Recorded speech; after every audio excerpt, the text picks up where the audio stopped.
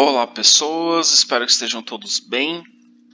Seguindo aqui com as nossas aulas remotas, através de vídeos no Siga, a gente vai continuar falando da história do Brasil. Após falar da independência do Brasil e do primeiro reinado, a gente vai falar sobre o período imediatamente posterior, que é o período regencial, que foi de 1831 a 1840.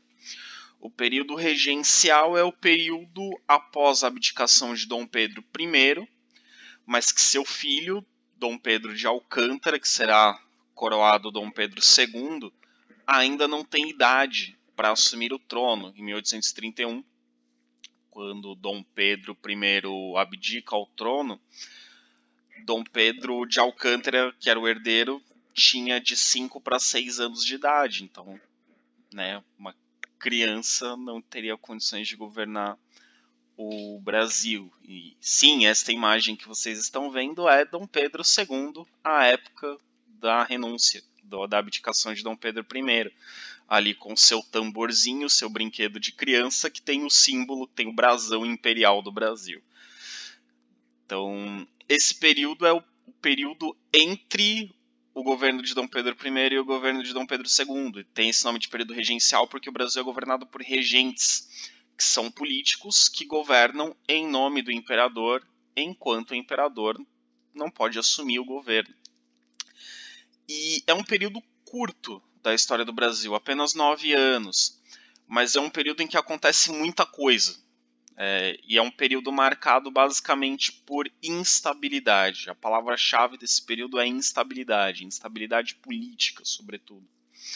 E a gente vai conversar sobre este período, e é neste período que acontece a famosa, celebrada, idolatrada aqui no Rio Grande do Sul, Revolução Farroupilha. A gente vai falar brevemente sobre ela. As outras revoltas do período, que são várias, cada uma vai ter direito a um slide, a Farroupilha vai ter direito a 2, para não deixar vocês chateados, talvez 3. Vamos lá. Dom Pedro I abdicou ao trono, e agora? Então a gente terminou o vídeo passado falando que Dom Pedro I volta para Portugal.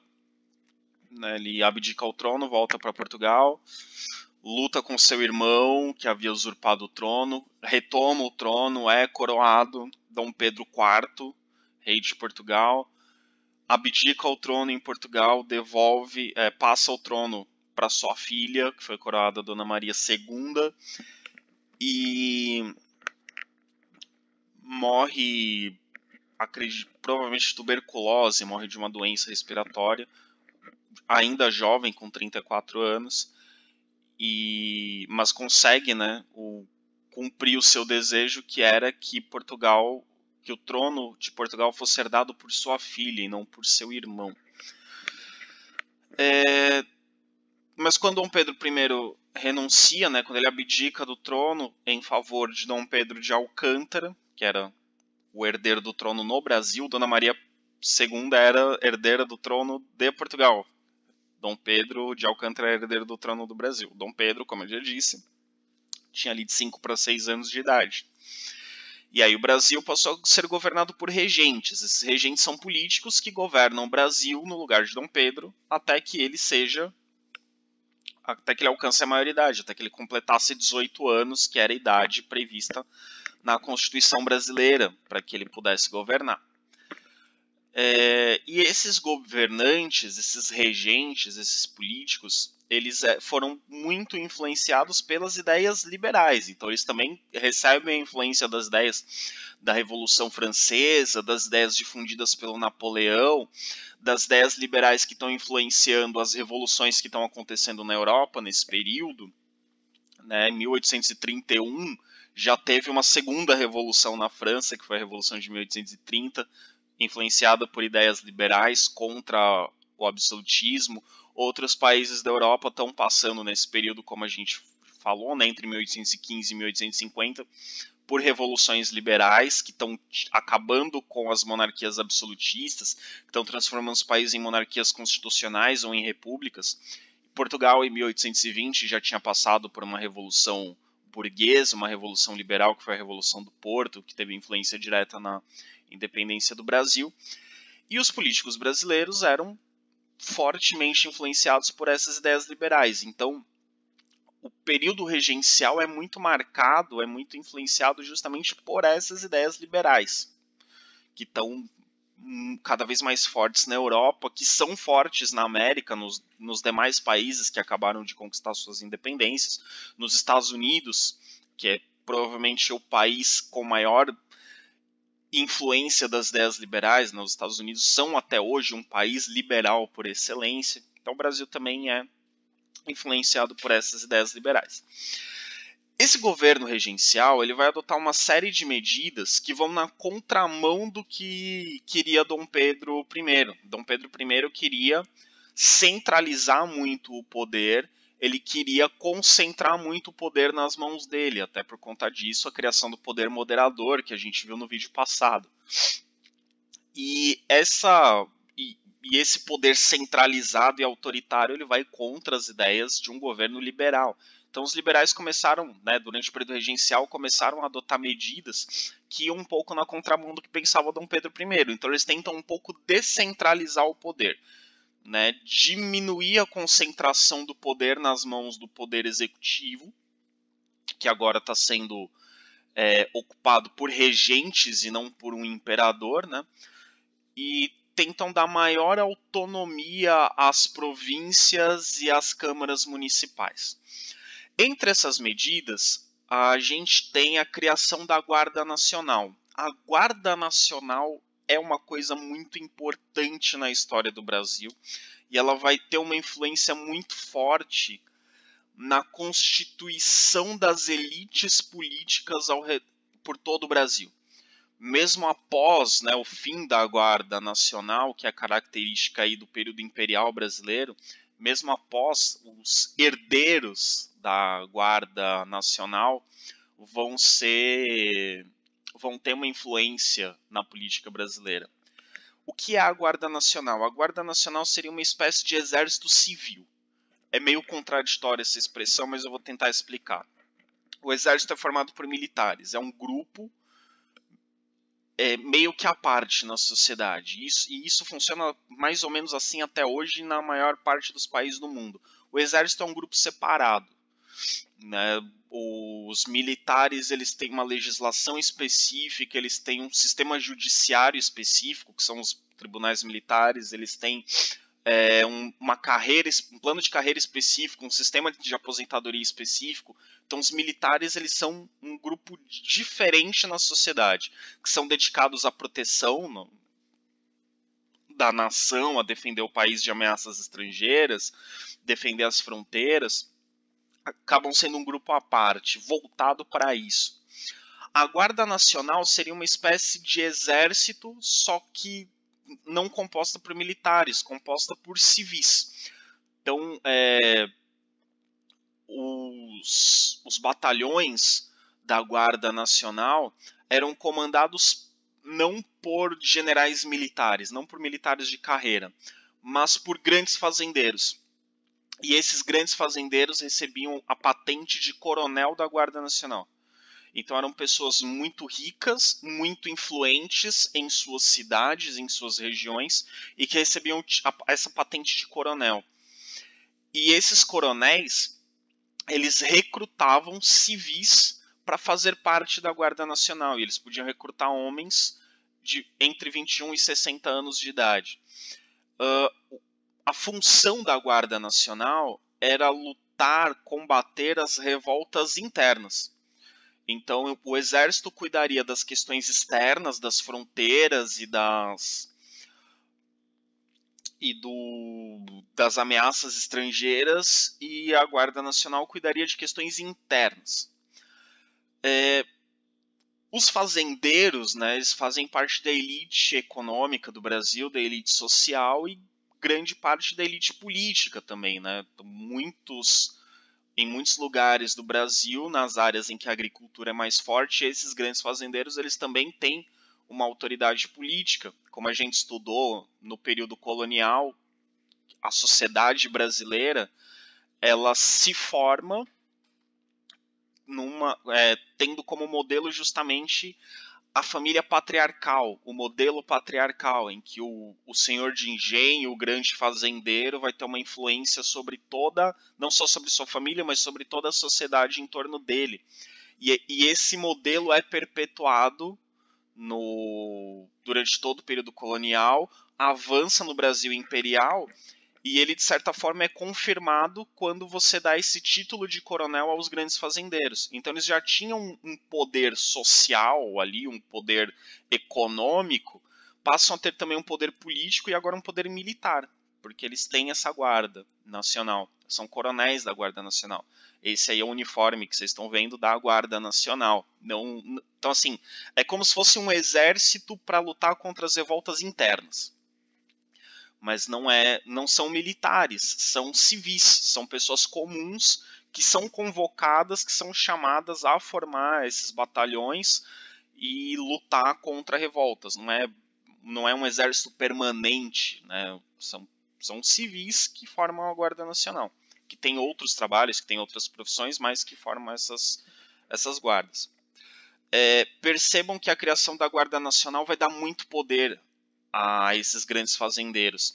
Você já deve ter ouvido falar da figura do coronel, né? Quando a gente fala dos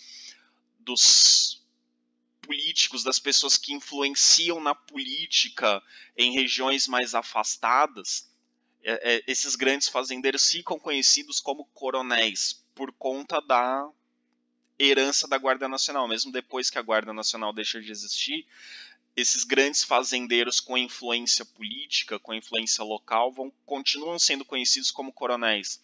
E eles vão ser fundamentais na política brasileira, no período regencial, no Segundo Império e durante boa parte da República Brasileira. Há quem diga que em algumas regiões do Brasil ainda existe um certo coronelismo, que é essa política baseada em cima da figura dos coronéis. Okay? Mas isso é uma discussão que a gente vai ter mais adiante. Mas a Guarda Nacional é criada nesse período regencial com o objetivo de conter as revoltas internas. A gente viu que teve bastante revoltas já no período colonial, teve revoltas no primeiro reinado, e o período regencial vai ser um período de muitas revoltas. A gente vai entender o porquê daqui a pouco, e a gente vai falar de algumas delas daqui a pouco.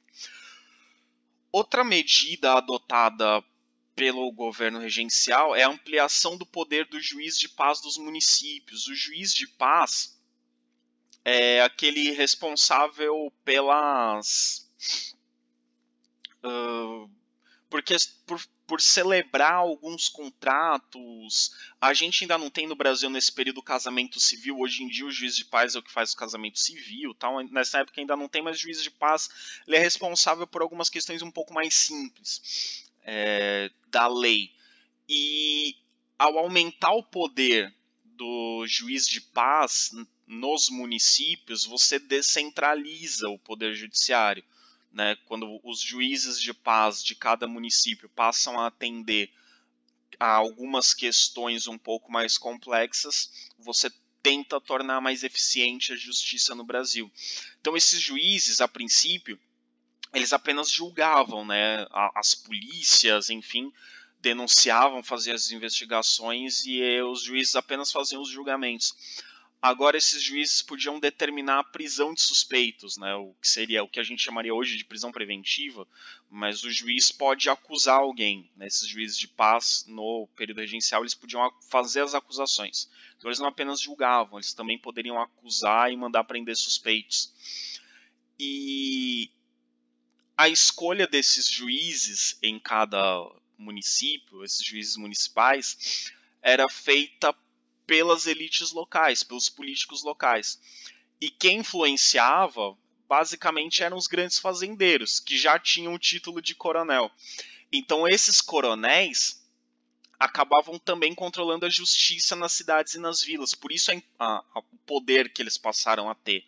Então esses coronéis meio que estavam acima da lei em alguns lugares, né? Como era ele que influenciava a escolha do juiz, o juiz era meio que um padrinho, era meio que um afilhado, né? O coronel era uma espécie de padrinho do juiz. Então o juiz nunca ia julgar ou mandar investigar o coronel. Então isso fazia com que esses coronéis, que já tinham um grande poder econômico e uma grande influência social, passem a ter também a justiça a seu favor, com a Guarda Nacional vão ter uma espécie de poder militar a seu favor. Então, as elites locais, as famílias importantes de cada região do Brasil vão ter cada vez mais poder nesse contexto. E aqui a gente vai vendo o início da formação da estrutura política do Brasil. Conforme a gente, na próxima aula, a gente vai falar do Segundo Império, vocês vão ver que essa estrutura que está se formando no Segundo Império vai se consolidar, e para o bem ou para o mal, a estrutura política, o jeito de se fazer política no Brasil do Segundo Império se mantém até os dias de hoje. Mas isso são cenas dos próximos episódios. O governo regencial também criou as assembleias provinciais. O que são as assembleias provinciais? As províncias, como eu já expliquei em outro momento, equivalem aos estados hoje em dia. Né? Os estados do Brasil atuais, quando o Brasil virou república, passaram a ser chamados de estados. Na época do Brasil Imperial eram províncias. Foram criadas as assembleias de províncias, as assembleias provinciais. Então cada província passou a ter uma assembleia, que hoje é a Assembleia Legislativa de cada estado. Então, cada província, tendo uma assembleia legislativa própria, podia criar as próprias leis e os próprios impostos. Como é hoje no Brasil. Hoje no Brasil, os estados podem ter leis próprias e impostos próprios. Isso é uma característica da República Federativa, que é o modelo de república que o Brasil adotou. Inclusive, os estados podem ter constituições próprias, né? O estado do Rio Grande do Sul, por exemplo, tem uma constituição que é diferente da Constituição brasileira. Não pode se sobrepor nem contradizer a Constituição Nacional, mas tem uma Constituição própria.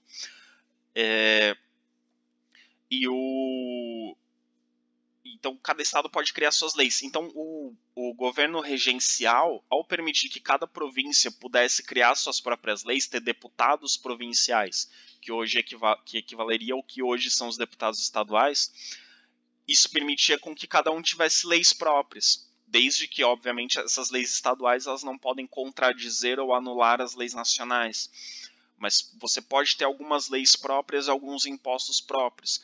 Isso aumenta a autonomia das províncias. Então, de novo, você aumenta a autonomia, você diminui a centralização do poder, que era algo que Dom Pedro I queria, centralizar o poder, mas as elites que primeiro colocaram Dom Pedro lá e depois tiraram apoio a Dom Pedro, quando perceberam que ele estava centralizado demais, era algo que essas elites não queriam. Então as elites queriam maior autonomia. Para as províncias mais ricas, como por exemplo a província de São Paulo, que estava enriquecendo, Rio de Janeiro, Minas Gerais, algumas províncias do Nordeste, era ótimo descentralizar. Para outras províncias mais pobres, mais ao norte do Brasil, por exemplo, não era tão vantajoso descentralizar. Então, é um debate que a gente vai ter já no período regencial e que no segundo reinado vai ser muito mais forte sobre a centralização ou descentralização do poder. Então, cada província com essas assembleias próprias, essas assembleias provinciais, podia criar as próprias leis, os próprios impostos, podia definir como seria a sua própria educação, né, seu sistema de educação, podia criar leis sobre religião, proibir determinadas práticas religiosas ou autorizar determinadas práticas religiosas, sendo que, segundo a Constituição do Brasil, o catolicismo era a religião oficial, porém outras religiões eram permitidas, desde que não fossem feitas de forma pública, mas eram permitidas. Então, nesse quesito, as assembleias estaduais não poderiam permitir religiões públicas, né, manifestações públicas de outras religiões que não a religião católica, porque isso era proibido nacionalmente. Mas elas podiam, por exemplo, proibir determinadas práticas religiosas que achassem inadequadas. Então, as províncias passaram a ter maior autonomia. Então a gente tem, como a gente percebe, como eu acabei de falar, todas essas medidas têm o efeito, o objetivo de aumentar a descentralização do poder, de diminuir o poder central. Então a ideia era fortalecer os poderes locais. diminuir a influência do poder central em cada região. O poder central ser algo mais geral, cuidar de coisas mais nacionais. As coisas mais do dia a dia, mais específicas de cada província, seriam cuidadas por cada província. Só que o efeito dessa medida de descentralização, o efeito, digamos, o pró é tornar a administração mais eficiente. Quando você tem um administrador local preocupado só com aquela região e ele podendo tomar decisões sem pedir autorização do governo central, as decisões são mais rápidas. Isso acontece de forma mais eficiente. Porém, as disputas locais se intensificaram. Porque quando você tem um governo nacional mandando em todo mundo, nem todo mundo vai ter condições de brigar com o imperador. O imperador é uma figura com bastante poder e que não vai ser tão facilmente contestada. A partir do momento que você descentraliza, em cada província você tinha disputas. Em cada município, em cada cidade você tinha disputas. Às vezes numa região você tem 2 coronéis muito poderosos, um quer uma coisa, outro quer outra. Como que eles vão resolver isso? Na maioria das vezes, na guerra. Um coronel recruta seus soldados da Guarda Nacional, outro coronel recruta seus soldados da Guarda Nacional, um briga com o outro. E, de forma violenta, definem quem vai controlar a política na sua cidade, na sua região. Então isso acontecia. Então as rivalidades locais se acirraram na medida em que o poder local se fortaleceu. A gente vai ver que essas disputas locais também vão fazer parte da tradição política do Brasil. Essas disputas violentas, literalmente guerras de um coronel contra outro para ver quem vai mandar naquele lugar. Então vocês estão vendo que democracia não é exatamente o modelo que define o poder político do Brasil nesse momento.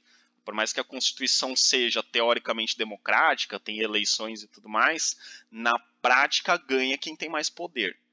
Não é quem tem mais apoio dos eleitores. Mas, enfim, a gente ainda está falando desse início, né, da trajetória política do Brasil independente. Muitos historiadores falam que esse período regencial seria a primeira experiência republicana do Brasil. Por quê? Esses regentes não eram escolhidos aleatoriamente, não era um sorteio. Não era assim, quero ser regente, vou ser regente. Não. Esses regentes que governavam em nome do imperador não eram escolhidos pelo imperador. Afinal de contas, o imperador tinha 6 anos de idade. Ele não ia escolher quem ia governar no lugar dele. Não tinha como. Então esses regentes eram eleitos. Havia eleições e essas eleições escolhiam os regentes. Então é mais ou menos como se fosse uma república. Os eleitores votavam e escolhiam quem ia exercer o poder executivo.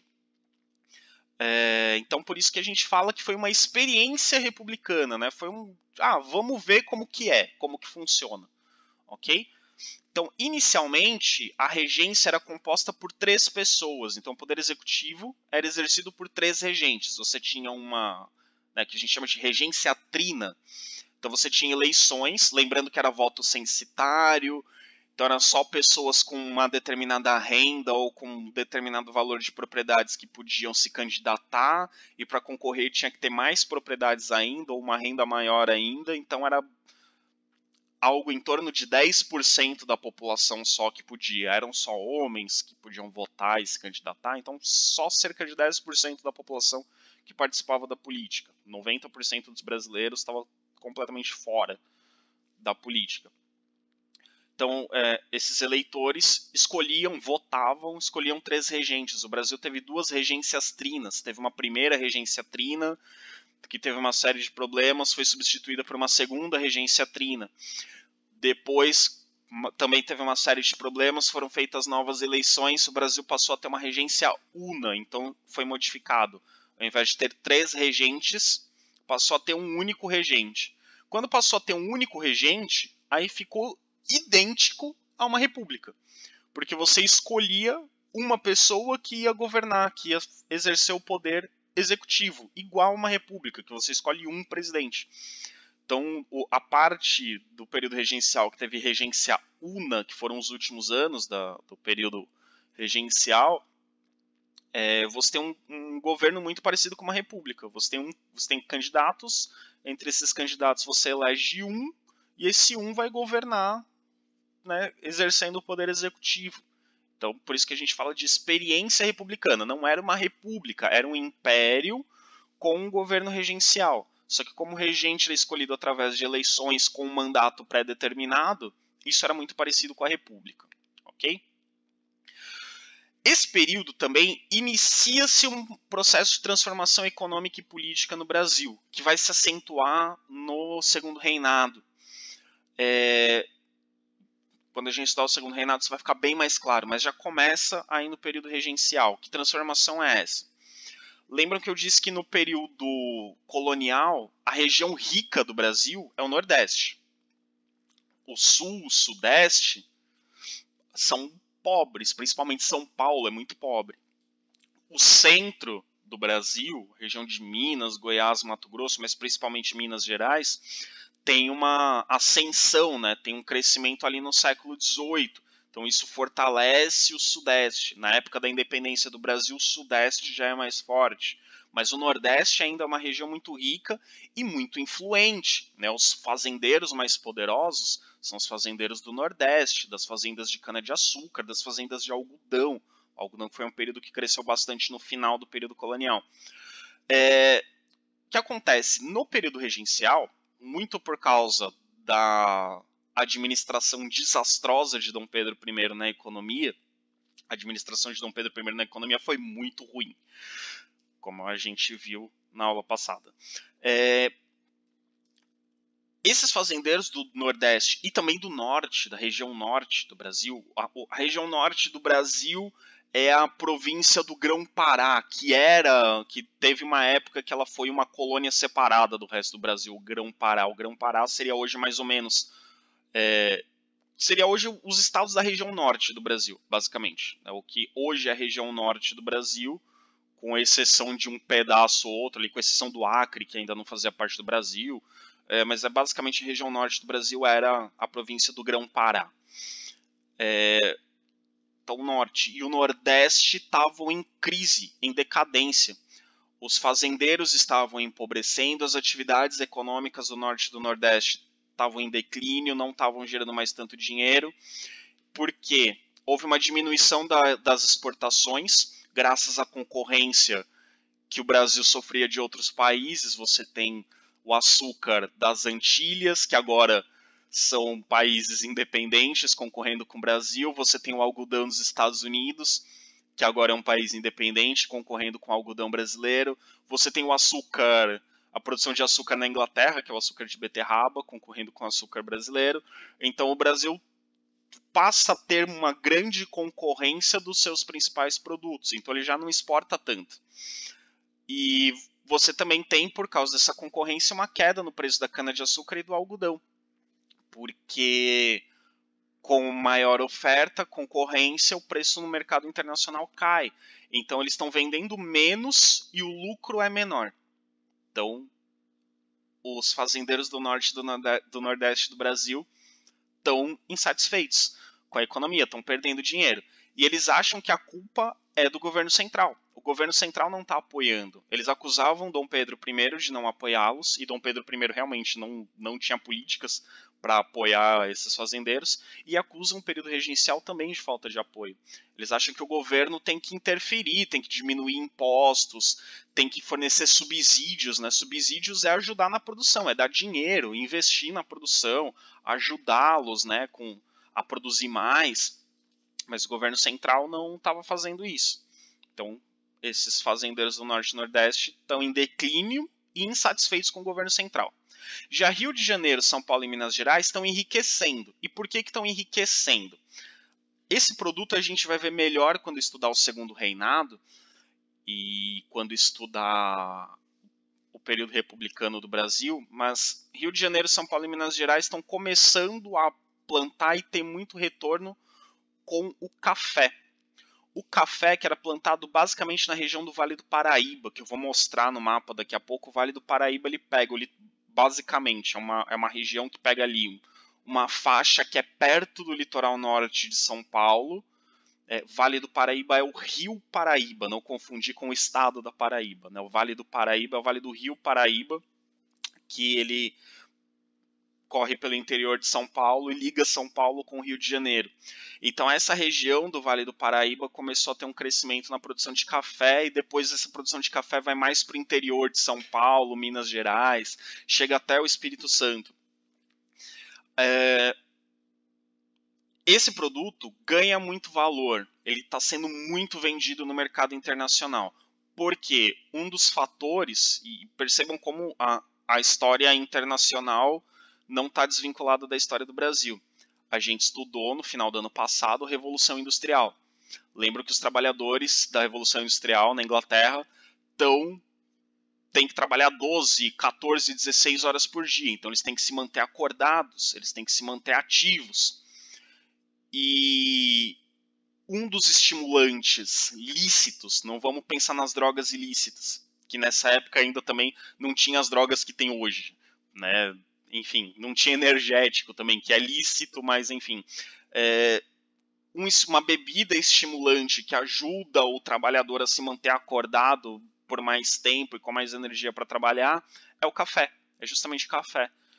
Não por coincidência, o período da Revolução Industrial na Inglaterra, esse período ali do final do século XVIII, início e durante o século XIX, de um modo geral, né, isso cresce ao longo do século XIX, mas já no final do século XVIII você tem isso, a Inglaterra é uma grande importadora de café.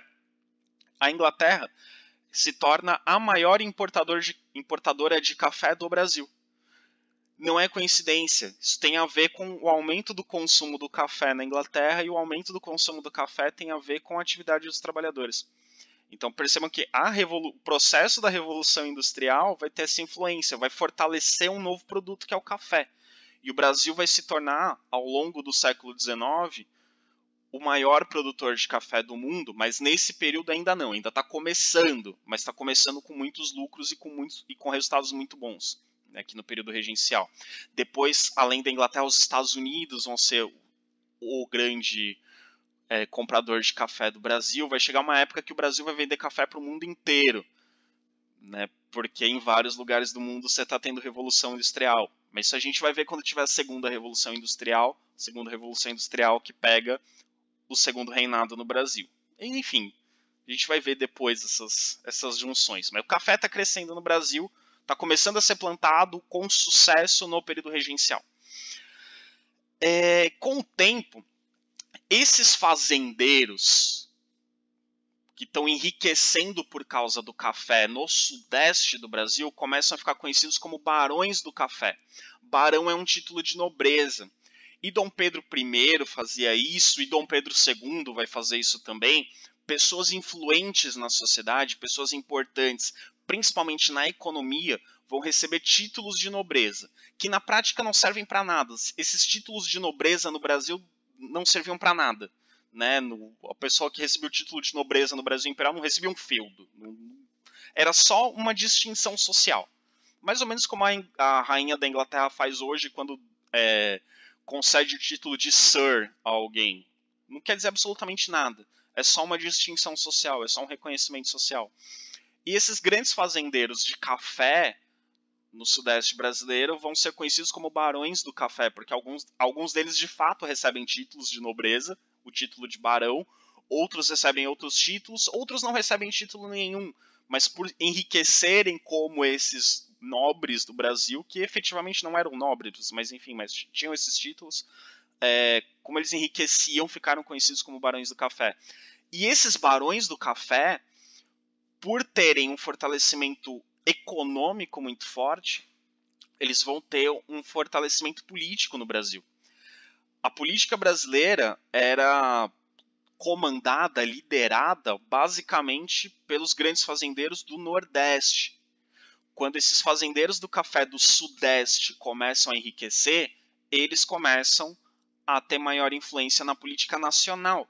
E eles começam a disputar poder político com esses fazendeiros do Norte e do Nordeste, que eram a antiga elite política. A elite política do Brasil no final do período colonial e no início do período do Brasil independente eram os do Nordeste. os do Rio de Janeiro, São Paulo, Minas Gerais, vão crescer a partir do período regencial e vão se tornar cada vez mais fortes durante o Segundo Império. Até que, quando a gente chegar na proclamação da República, são esses políticos do Sudeste que vão liderar a proclamação da República. Mas, como disse, cenas dos próximos capítulos, aqui a gente está vendo o surgimento dessa elite política do Sudeste, que é, de certa forma, a elite política do Brasil até hoje.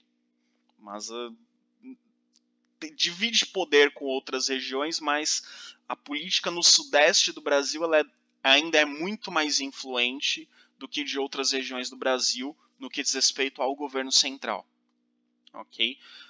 Tanto que se a gente pegar os últimos presidentes do Brasil, depois do Collor, todos os presidentes do Brasil, o Collor era do Nordeste, de Alagoas. Depois do Collor, todos os outros políticos, por mais que não tenham nascido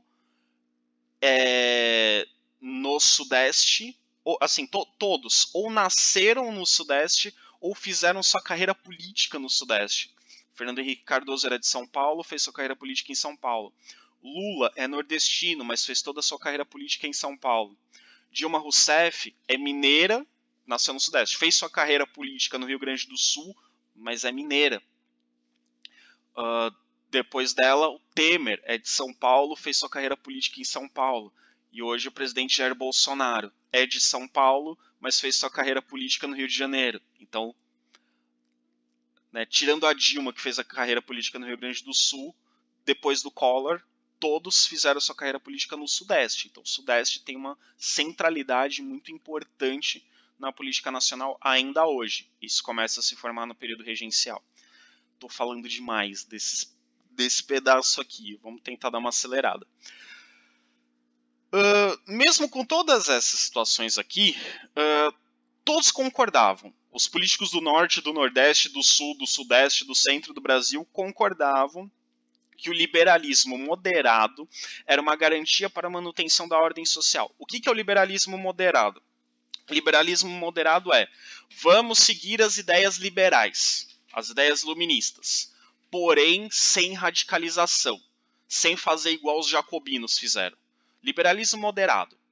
Todos são iguais perante a lei? Sim, menos os escravos.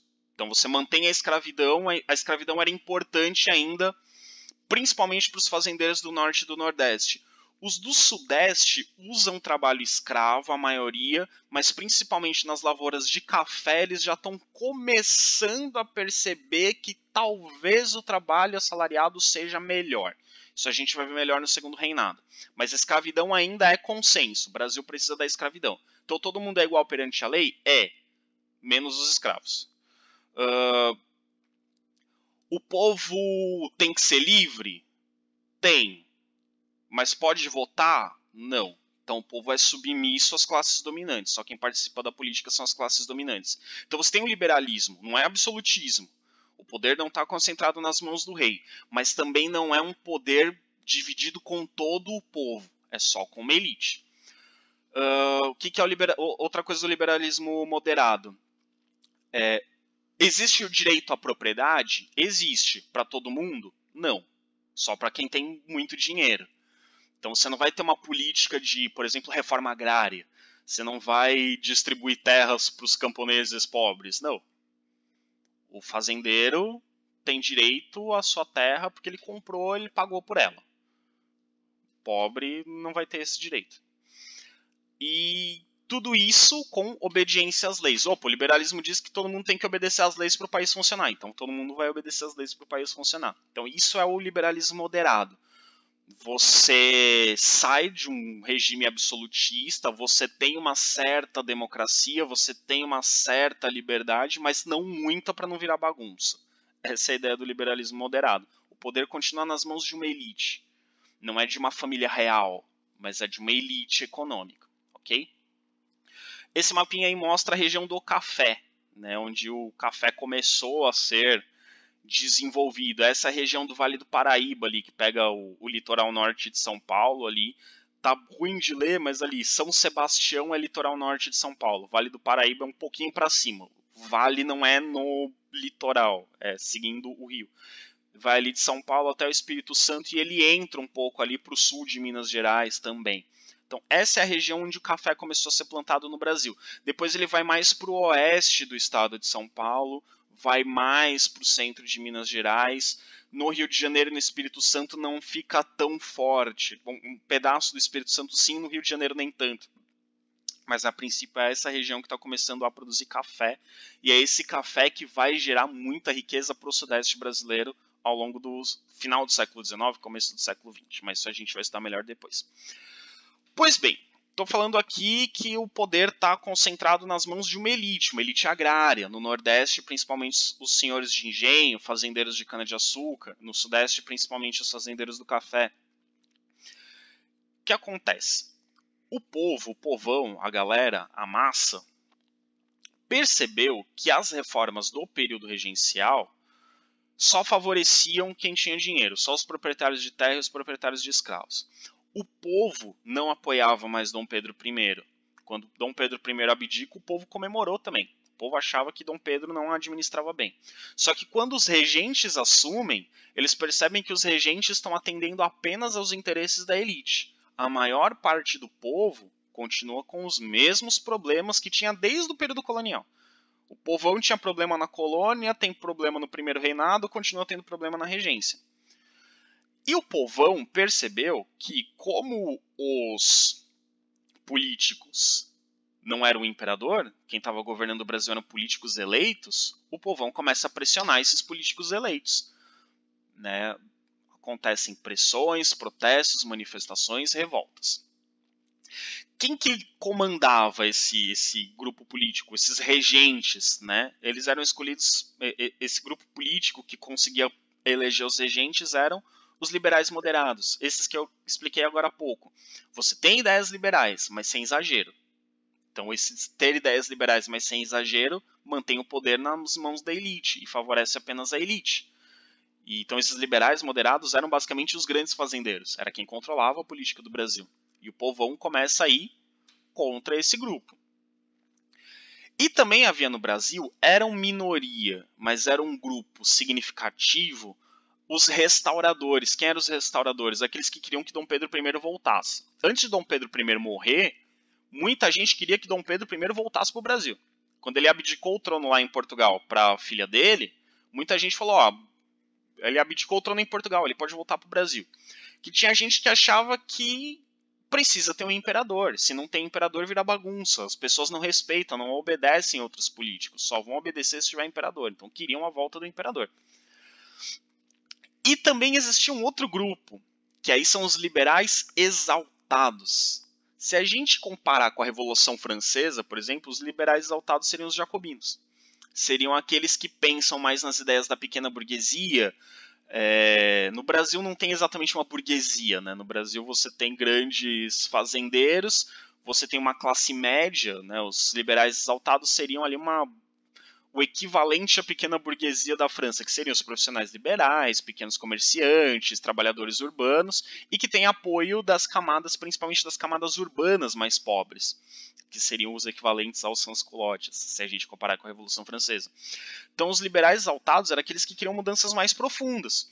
Então eles queriam modificar a estrutura política, econômica e social do Brasil para favorecer mais pessoas. Não queriam que as mudanças fossem só para favorecer a elite. Queriam mudanças que favorecessem todo mundo. E são esses liberais exaltados, ou pelo menos parte deles, que vão influenciar algumas das revoltas desse período regencial, que são várias. A gente vai ver que o período regencial está pipocando revolta para todo lado, no Brasil inteiro, de norte a sul do Brasil, literalmente de norte a sul. Quem eram esses liberais exaltados? Primeiro, a gente tem que entender que esses liberais exaltados tinham pouca representação. A maior parte da representação política do Brasil era feita pelos liberais moderados, que representavam principalmente os grandes fazendeiros.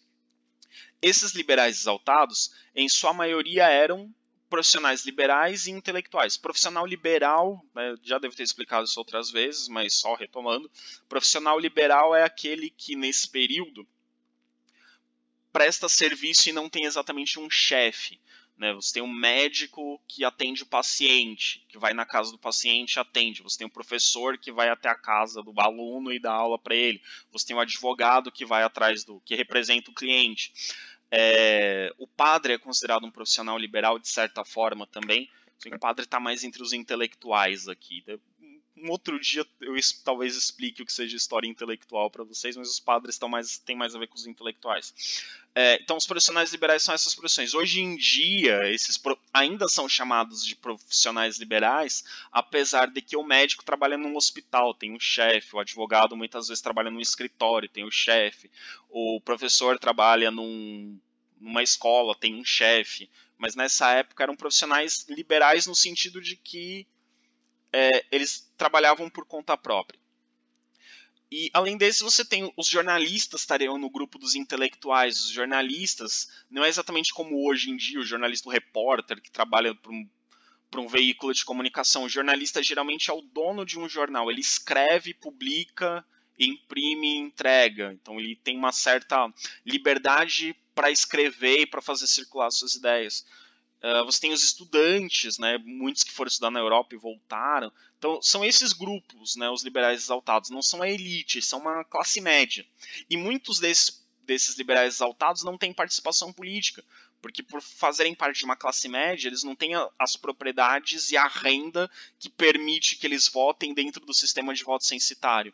Um ou outro até consegue, mas são poucos. Então, muitos desses liberais exaltados não têm, de fato, a representação política ou participação política, de exercer cargo, de ser deputado, às vezes nas câmaras municipais, às vezes nas assembleias estaduais, mas para ser um deputado federal, por exemplo, era quase impossível, precisava de uma renda muito alta. O que esses liberais exaltados defendiam? Maior autonomia das províncias. O governo regencial já estava dando maior autonomia para as províncias, mas eles queriam ainda mais. Eles queriam o fim do poder moderador. O poder moderador era um mecanismo que o imperador tinha para exercer um poder quase absoluto. Eles queriam acabar com esse poder moderador. Queriam só a divisão em 3 poderes e 3 poderes iguais. Não queriam que o imperador tivesse mais força do que os outros. E eles queriam maior participação do povo na política. Acabar com o voto censitário, ou pelo menos diminuir consideravelmente a renda exigida para ser um eleitor, para ter maior participação das pessoas. Então eles defendiam mudanças mais profundas no sistema político, na sociedade brasileira. Pois bem, esses grupos, então, como eu disse, influenciaram diversas revoltas no Brasil. Esse mapa mostra algumas delas. A gente vai falar de 5 revoltas do período regencial que podemos considerar as 5 mais importantes. Depois vocês podem pesquisar, vocês vão encontrar outros eventos, outras revoltas. E a gente vai falar bem brevemente sobre essas revoltas. A gente não vai aprofundar muito em cada uma delas. A gente vai falar de características gerais e comparar um pouquinho uma com a outra para vocês entenderem as diferenças. Normalmente o que se pergunta no Enem sobre essas revoltas é que grupo social participou, se era uma revolta popular, se era uma revolta da elite, onde aconteceu. Então, essas 5 revoltas estão aqui indicadas no mapa e a gente vai tratar de cada uma delas em linhas gerais. Se alguém quiser aprofundar, depois eu posso recomendar leituras, posso recomendar links, livros, coisas para vocês aprofundarem, mas a gente vai ver mais em linhas gerais. Inclusive a farroupilha. No ensino médio, e pelo fato da gente estar num instituto federal, e pelo fato de eu ter um foco para preparar vocês para o Enem, eu não vou aprofundar a farroupilha. Isso deveria ter sido aprofundado com vocês no ensino fundamental. Mas se alguém quiser, eu posso indicar materiais para aprofundar a farroupilha depois. Nessa aula aqui a gente vai ver coisas mais gerais sobre essas revoltas. Como eu disse, a farroupilha vai ter 1 ou 2 slides a mais do que as outras revoltas, mas não dá para aprofundar muito, porque a gente tem que ver aspectos mais gerais do período nas aulas. Então, as 5 revoltas que a gente vai aprofundar um pouquinho nesse vídeo são a cabanagem, que aconteceu no Grão-Pará. Vocês estão vendo aí que o Grão-Pará é basicamente a região norte inteira, que é hoje a região norte inteira do Brasil. Isso era tudo uma província só, porque a maior parte disso daí sempre foi floresta, então a população é pequena. A gente tem a balaiada, que acontece no Maranhão.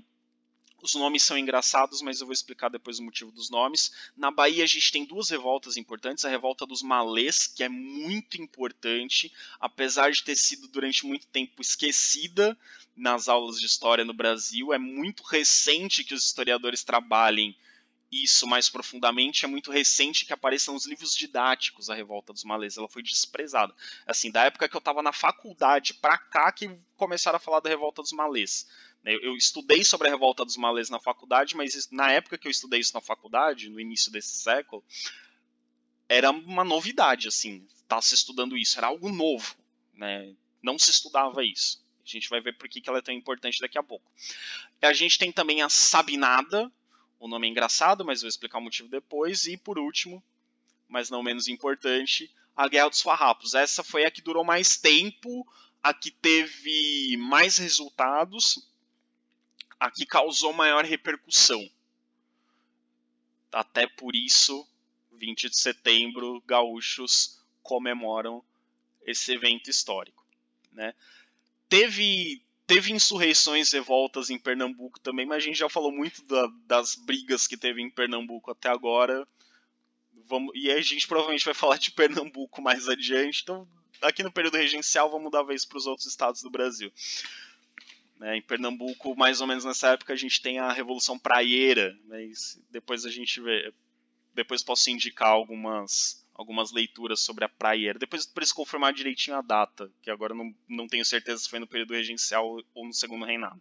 Mas tem a praieira aí, ela é contemporânea ela é mais ou menos contemporânea da Farroupilha.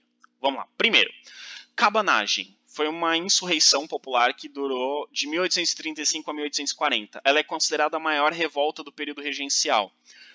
A Farroupilha foi mais do que revolta. A gente vai ver daqui a pouco por quê. Que a Farroupilha quase separou um pedaço do Brasil. Ela chegou a se separar do Brasil, mas vamos chegar nisso mais adiante. Então a cabanagem, ela foi a maior revolta do período regencial. Eles chegaram a proclamar uma república, decretar independência, mas nunca de fato chegaram a constituir um estado independente do Brasil. Aconteceu no Pará, né? O epicentro da cabanagem é a capital do Pará, a cidade de Belém, mas ela se estende por todo o Grão-Pará. O grupo social envolvido é a base da sociedade. São os índios, os negros e os mestiços. E parte da elite local. Uma parte da elite do Grão-Pará apoiou essa revolta, mas ela é considerada uma insurreição popular. São as camadas menos privilegiadas, as camadas com menos direitos. Os negros, principalmente os escravos, os índios, que seguiram sendo tratados como cidadãos de segunda classe no Brasil independente. Eles não tinham igualdade de direitos. Aliás, até hoje os índios não têm igualdade jurídica no Brasil, mas isso é uma outra discussão. Os mestiços, que são um grupo subalterno na sociedade do período regencial e até hoje, praticamente. E, né, uma parte da elite, mas reforçando, é uma revolta popular, sobretudo popular. O que acontece nessa revolta? Entre 1835 e 1836, insatisfeitos com inflação, escassez de alimentos, insatisfeitos com a política imperial, insatisfeitos com a falta de medidas do governo regencial para melhorar a economia. Lembrem-se que o norte e o nordeste do Brasil estão em declínio, estão em decadência e culpam o governo central por isso. Por conta de todas essas situações, a cabanagem se formou essa revolta. Ela ficou conhecida como cabanagem porque a maior parte dos revoltosos, índios, negros, mestiços, viviam em moradias muito simples, as cabanas. E essa população era conhecida na região do Grão-Pará como cabanos. Os que viviam em cabanas eram chamados de cabanos. Era um jeito de se referir às pessoas mais pobres. Eram, digamos, os sansculotes, né, do Grão-Pará. Eram os cabanos. E por isso cabanagem, é revolta dos cabanos. Então, ali entre 1835 e 1836, eles chegaram a tomar o controle da província.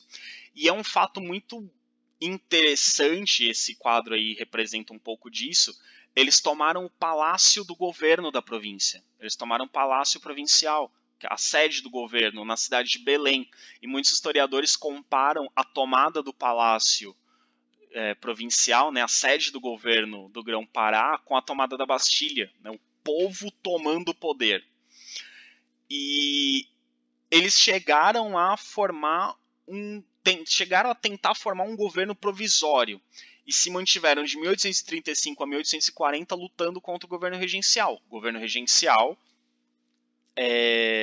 não queria permitir que o Grão-Pará se separasse do Brasil. Eles chegaram a proclamar a independência do Pará e proclamar a república, mas não chegaram a instituir um governo propriamente dito, né? Ficou sempre no provisório durante esse período. Então eles declararam a independência e proclamaram uma república no Grão-Pará. Só que o governo imperial mandou suas tropas. Já no ano de 1836, as tropas do governo imperial, né, do governo regencial, melhor dizendo, retomaram a capital, expulsaram os cabanos do Palácio Imperial, retomaram o Palácio Imperial, Palácio Provincial, né, a sede do governo. Só que as lutas continuaram no interior do Grão-Pará. Então os índios, os negros, os mestiços continuaram resistindo ao governo regencial até o ano de 1840. Então por isso que assim, eles não chegaram de fato a formar um novo governo, a formar um estado independente, porque rapidamente a capital, o governo foi retomado. Mas as lutas continuaram até 1840. Até que a província foi pacificada. Pacificada era a expressão que os governos utilizavam para se referir às revoltas contidas. Pacificada quer dizer que morreu muita gente, quer dizer que muita gente foi presa, muita gente saiu ferida, isso que quer dizer pacificada, que eles pararam de lutar. Então, bastante gente morreu nessa insurreição. Então ela foi muito grande. Não chegaram a proclamar a independência e república, mas de fato o Pará não chegou a se separar do Brasil. Essa separação não foi efetivada pelo governo provisório, mas foi uma grande revolta e que deu muito trabalho para o período regencial. Quero que vocês prestem atenção nas datas dessas revoltas, que o período regencial vai de 1831 a 1840, como eu disse no começo do vídeo. É um período de 9 anos. Só a cabanagem durou 5. Então mais da metade do período regencial foi só com a cabanagem. Mas não estava acontecendo só a cabanagem. As outras revoltas estavam acontecendo ao mesmo tempo. E são revoltas grandes. Então percebam que o governo regencial está tentando lidar com essas revoltas o tempo todo, praticamente. Durante todo o período regencial. E lembrando que as tropas enviadas não são o exército. A gente não está falando do exército, a gente está falando da Guarda Nacional. Então são coronéis das elites recrutando seus próprios soldados e indo lutar contra essas revoltas. É a Guarda Nacional que está lutando aqui contra essas revoltas, ok? Outra revolta muito importante, que durou de 1838 a 1841, então ali os últimos anos do período regencial, foi a Balaiada. Ela acontece no sertão do Maranhão. Sertão, como a gente já falou em outras aulas, é o interior. Ela acontece no interior do Maranhão. Quais grupos participaram? Vaqueiros, né, que trabalham com a pecuária, lavradores, que são pequenos agricultores, artesãos, e é daí que vem o nome balaiada, porque as principais lideranças da balaiada eram artesãos que faziam balaios, aqueles cestos, né, cestos feitos ali tecendo cipó ou outros materiais ali, né, de origem vegetal. Então os balaios, os cestos que dão origem à balaiada. E negros quilombolas, então os quilombos, ainda existiam quilombos, quilombo não era só no Brasil colonial, vai ter quilombo, até hoje existem, né, mas enquanto existe a escravidão no Brasil, e no período regencial ainda tinha, a escravidão só vai acabar no final do Segundo Reinado, a gente ainda tem o quilombo como estratégia de resistência, e os quilombolas ajudaram a lutar na balaiada.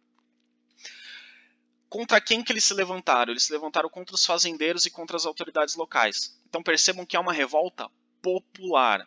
O que motiva revoltas populares? crise econômica, fome, alta de preço de alimentos, más condições de vida, precariedade da vida. Então você tem grupos mais baixos, a gente está falando de uma base da sociedade, a gente não está falando da elite, que se revolta contra a elite e contra o governo, buscando melhores condições de vida. A balaiada, por se opor a esse governo central e a essas autoridades mais tradicionais, teve apoio dos liberais.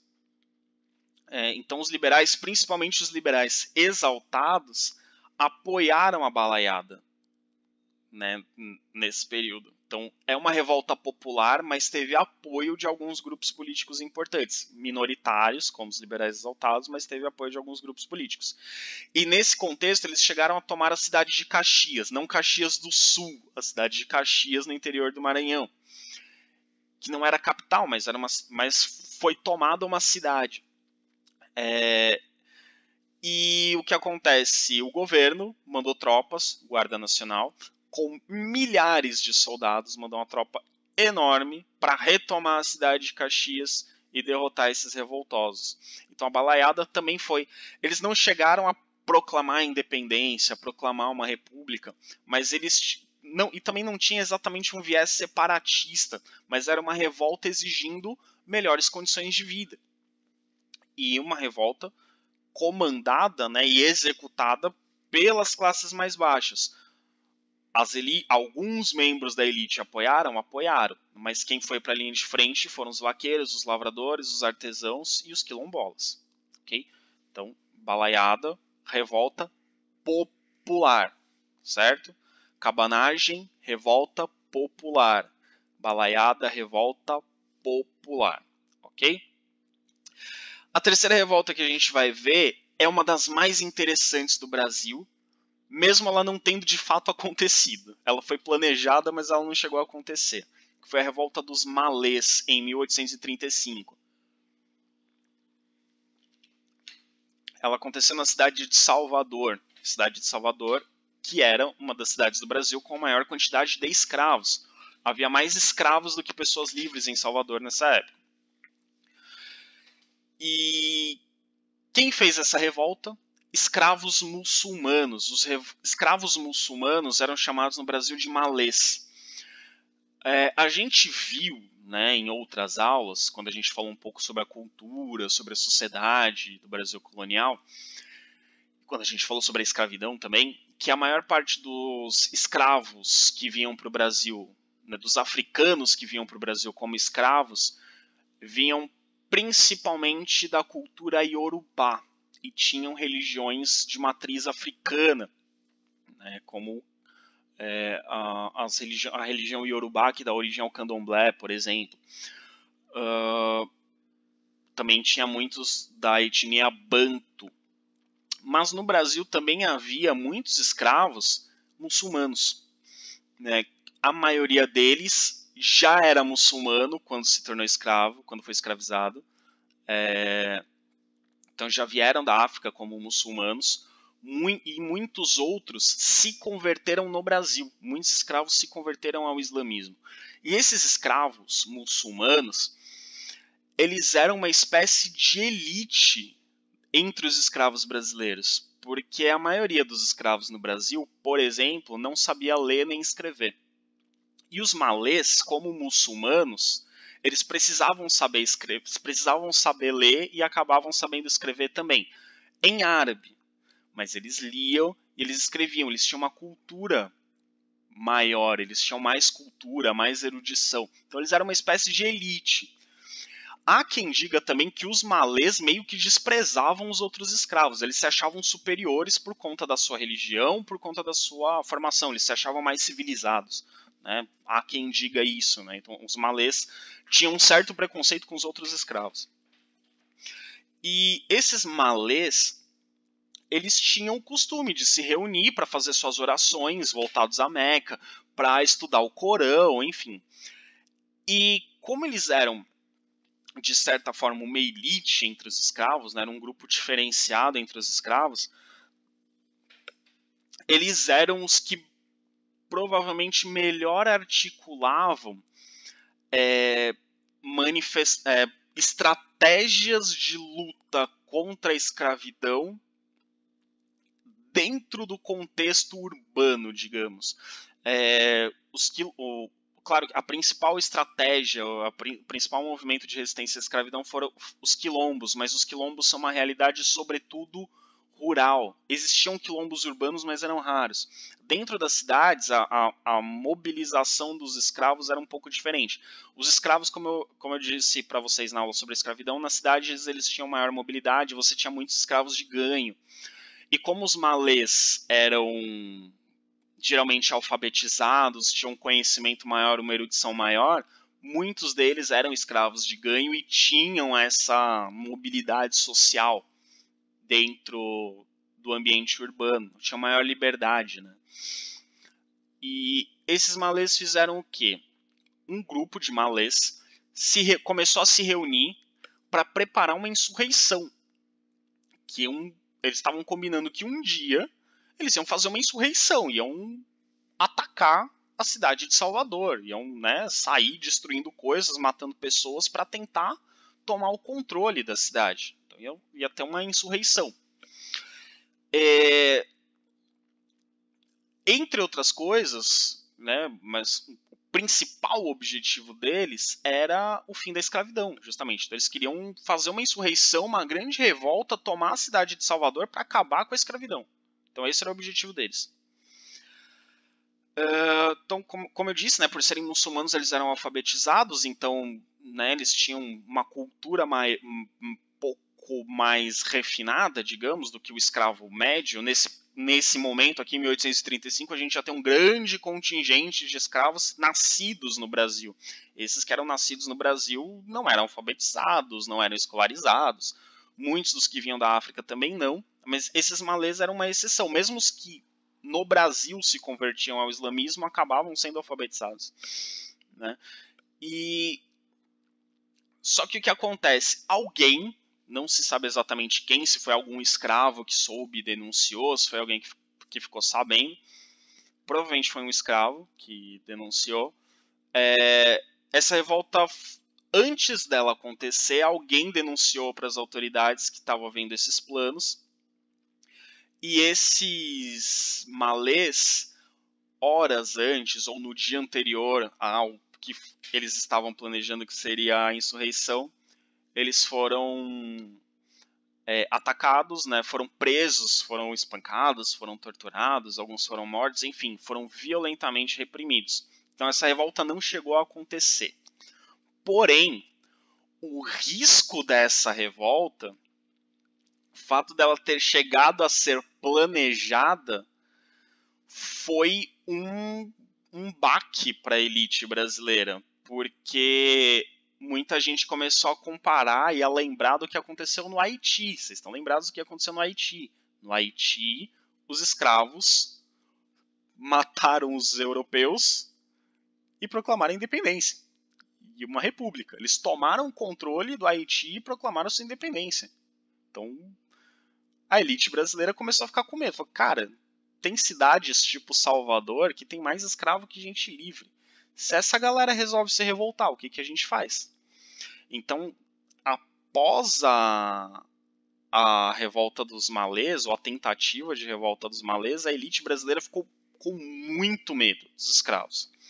Alguns queriam políticas mais severas de repressão contra os escravos.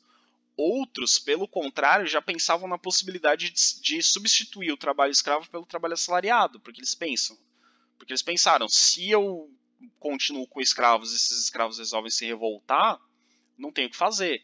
Agora, se eu vou substituindo os escravos por trabalhadores assalariados, não vai ter revolta. Então você tem ao mesmo tempo gente querendo endurecer o tratamento com os escravos e gente já está pensando, olha, talvez fosse melhor a gente acabar com o comércio de escravos e gradativamente acabar com a escravidão. Então, a revolta dos malês levanta essa discussão, mas o principal, a partir de 1835, a elite brasileira tem muito medo que aconteça no Brasil o que aconteceu no Haiti. Então, a elite brasileira vai ter muito medo dos escravos a partir da revolta dos malês. Ok? Retomando. Cabanagem, revolta popular no Pará. Balaiada, revolta popular, Maranhão. Revolta dos malês, revolta popular de escravos, base da sociedade. Bahia, cidade de Salvador. Agora a gente vai falar de revoltas da elite. A primeira revolta da elite que a gente vai falar acontece entre 1837 e 1838. Que é a Sabinada. Então percebam que tem um período ali que está rolando a cabanagem no norte, a balaiada no Maranhão e a Sabinada na Bahia. Entre 1837 e 1838, essas três estão acontecendo ao mesmo tempo. E tem uma outra ainda que está acontecendo também, que a gente vai falar dela daqui a pouco, mais ao sul.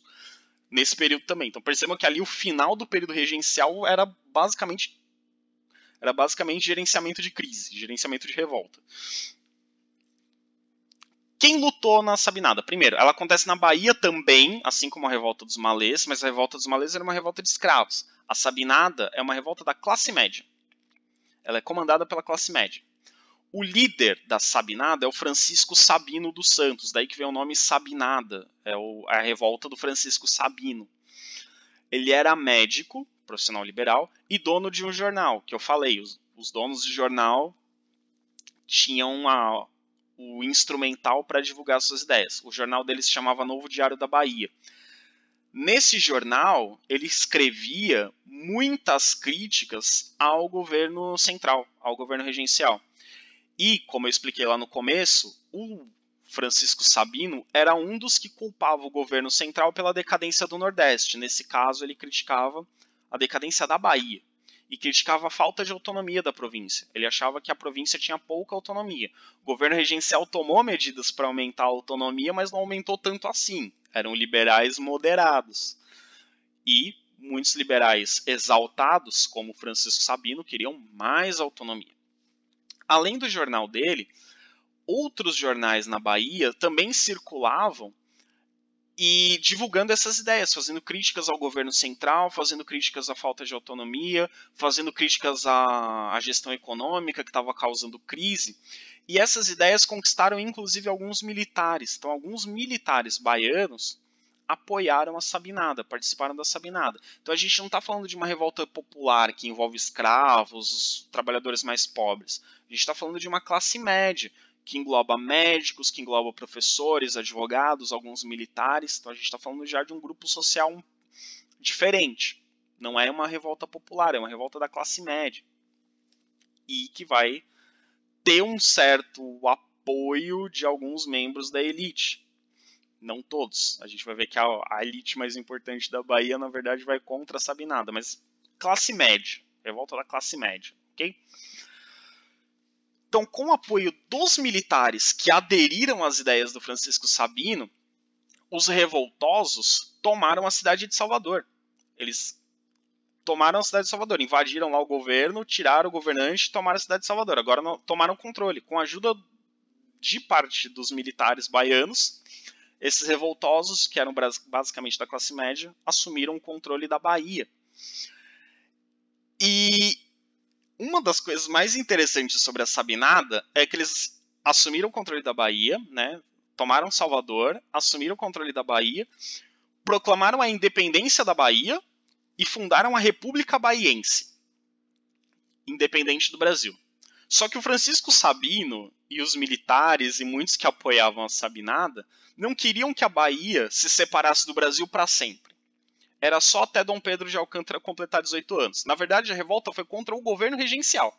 Eles achavam que quando Dom Pedro fosse coroado, Dom Pedro II, os problemas iam ser resolvidos, a Bahia voltava a fazer parte do Brasil e beleza. Então seria só por enquanto. Só enquanto vocês estão aí no período regencial, né, se fazendo besteira aí na economia, a gente separa. Quando Dom Pedro assumir e corrigir a besteira que vocês estão fazendo, aí a gente volta. Então era uma separação provisória. Eles não estavam querendo separar para sempre. Queriam só dar um tempo do Brasil, né, até Dom Pedro II assumiu o império.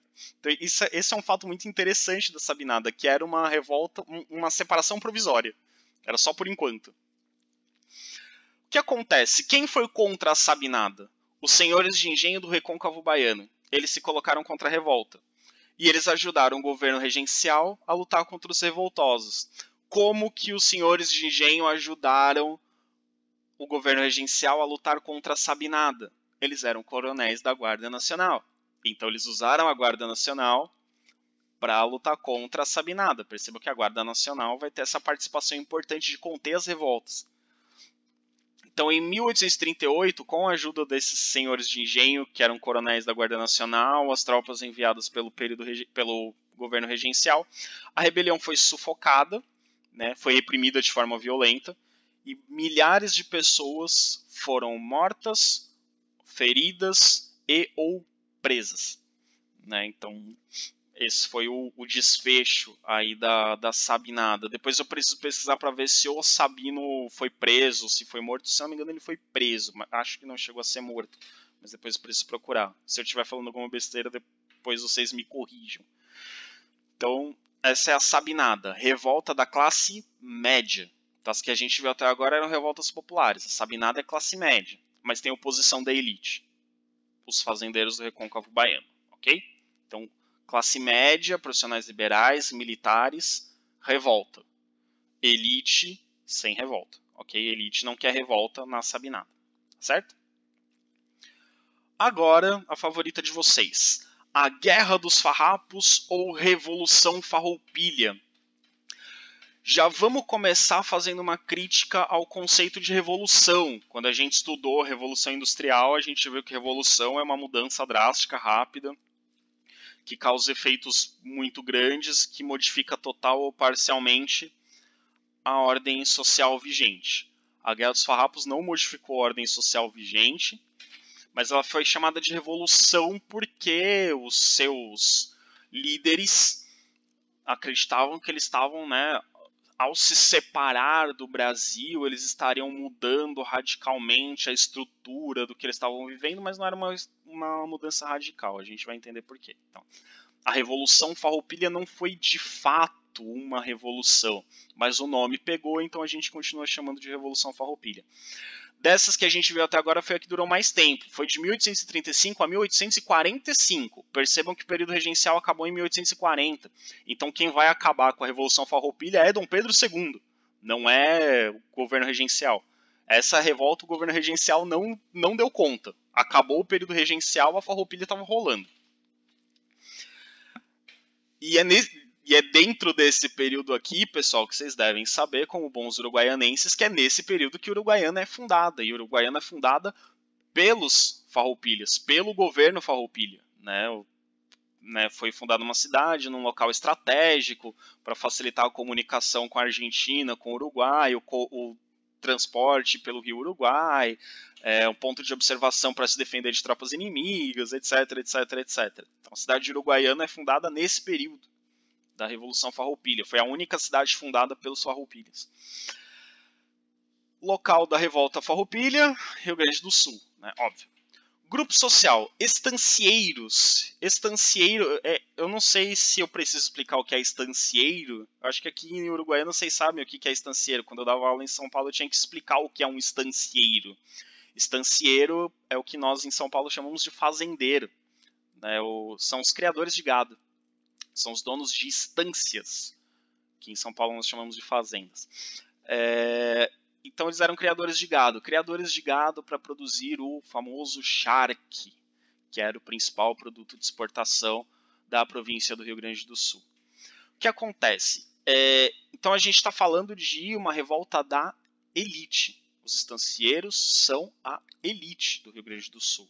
Não sei se que contaram para vocês, se falaram que eram pessoas pobres, que eram pessoas humildes, que eram simples agricultores, simples fazendeiros. Não, era a elite do Rio Grande do Sul. Então aqui a gente está falando de uma elite que não aceita o que a elite nacional está propondo. Então é uma revolta da elite do Rio Grande do Sul contra as outras elites do Brasil. Então é uma revolta de elite, não é uma revolta popular. Ok? O que estava causando insatisfação para eles? altos impostos, e esses altos impostos elevavam o preço do charque, que é o principal produto. Então, quando eles tinham que pagar impostos muito altos, o valor desse imposto ia parar no valor final da mercadoria, e com o charque mais caro, eles tinham dificuldade para concorrer com o charque que vinha da Argentina e o charque que vinha do Uruguai.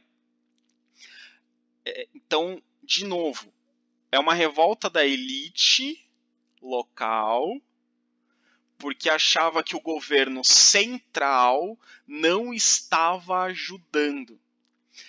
E eu falei no começo que teve as assembleias provinciais podiam determinar os impostos locais, mas as assembleias provinciais não podiam acabar com os impostos federais.